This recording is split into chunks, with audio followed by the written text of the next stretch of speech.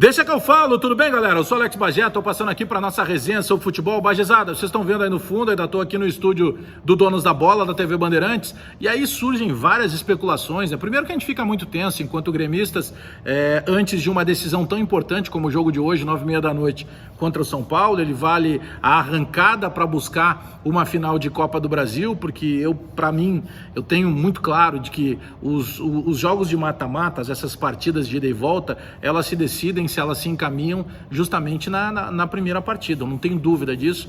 Eu penso que a eliminação recente do Grêmio contra o Santos se encaminhou na primeira partida, quando nós não conseguimos estabelecer uma vantagem natural que o mando, por vezes, ele nos traz, né, esse rótulo, essa coisa que o brasileiro tem de competitividade, e que quando a gente joga em casa a gente tem que ganhar. E nós não ganhamos, e depois aconteceu o que a gente já sabe. Tem que virar essa página. Até gostei da entrevista coletiva de ontem do Diego Souza, né? Que disse, a gente não tem que falar mais no Santos, agora a gente tem que falar no São Paulo, o foco tem que ser no São Paulo. E baseado nesse foco no São Paulo, a maneira que o São Paulo vem jogando, o São Paulo é um time muito atrevido. O São Paulo, ele não muda a maneira de jogar, seja quando ele joga em casa, no Morumbi, ou quando ele sai para jogar como saiu para jogar hoje na Arena à noite. Ele não muda a forma de jogar. O estilo do Fernando Diniz, que foi muito criticado em determinado momento, e que por vezes, eu gosto da ideia. É uma ideia oxigenada, é pensar futebol de uma maneira diferente, mas eu penso que seja meio kamikaze, né? Por vezes, o teu zagueiro, se ele estiver em cima da linha, ele não pode dar um bico na bola, ele tem que sair jogando.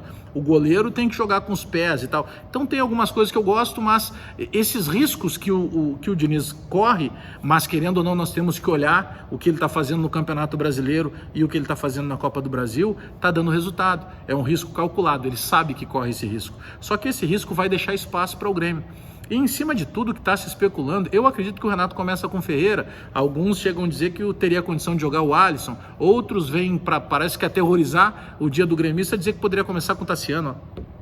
Estou batendo na madeira aqui. Tomara que não comece com o Tassiano. Não imagino que o Alisson tenha possibilidade ainda real de estar 100% para o jogo. Ele participou em poucos treinamentos, mas eu quero focar na primeira função ali. Eu gosto muito quando o Grêmio joga com o Darlan, porque o Darlan tem mobilidade, o Darlan libera um pouco mais o Matheus Henrique, e quando precisa encostar no Matheus Henrique, o Darlan também encosta. E aí eu só quero voltar à partida do Santos, a questão do técnico. O Cuca enxergou que tinha que anular os nossos volantes. E duvido que hoje o técnico do São Paulo, Fernando Diniz, que é um técnico extremamente tático, eu duvido que ele também não vai pensar nisso. Eu vou anular os volantes do Grêmio, porque daí eu consigo já jogar dentro do meio campo do Grêmio, e eu evito que o Grêmio consiga avançar um pouco mais e jogue mais próximo da minha área. Eu imagino que seja uma coisa normal, uma lógica que vai ser praticada pelo Fernando Diniz. E aí vem a preocupação se daqui a pouco o Renato pode optar pelo Lucas Silva, porque entre tantas especulações que está se conjecturando, porque chegou à conclusão de que tem que ter uma mudança no Grêmio. Eu, particularmente, como eu falei já aqui mais cedo no vídeo,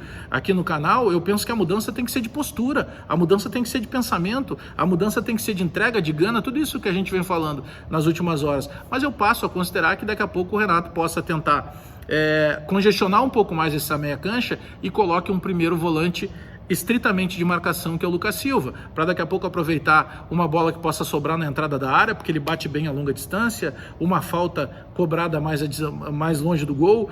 Eu estou meio que viajando, e eu queria saber se vocês estão pensando a mesma coisa, porque o Renato, para algumas coisas, ele é muito conservador. O Renato sempre gostou de um 5 clássico, de um 10 clássico e de um 9 clássico. E essa coisa de daqui a pouco improvisar na vaga do Alisson, não sei, porque outro dia a gente imaginava que pudesse surgir o Pinares e não surgiu o Pinares.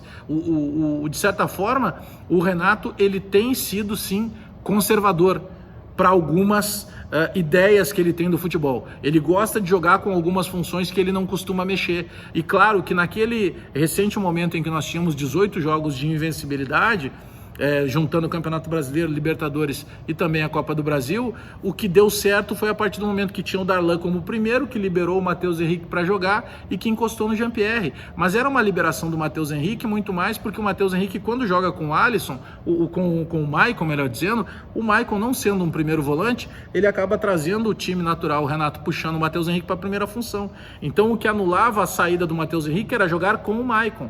Quando o Matheus Henrique não joga com o Maicon, ele já se libera naturalmente. Agora, eu considero que a saída de bola do Grêmio no meio-campo, ela tenha mais qualidade de saída com o Darlan do que com o Lucas Silva. O Darlan tem mais qualidade de passe, O Darlan, ele tem o posicionamento assim como o Lucas Silva. O Darlan não tem a imposição física, claro. O Lucas Silva é maior que o Darlan, ele tem composição física avantajada, ele pode ser um primeiro mais marcador. Mas o Darlan tem bote, o Darlan tem tempo de bola, o Darlan tem recomposição. Eu jogaria com o Darlan, mas eu passo a ter essa dúvida aí e queria dividir isso com vocês.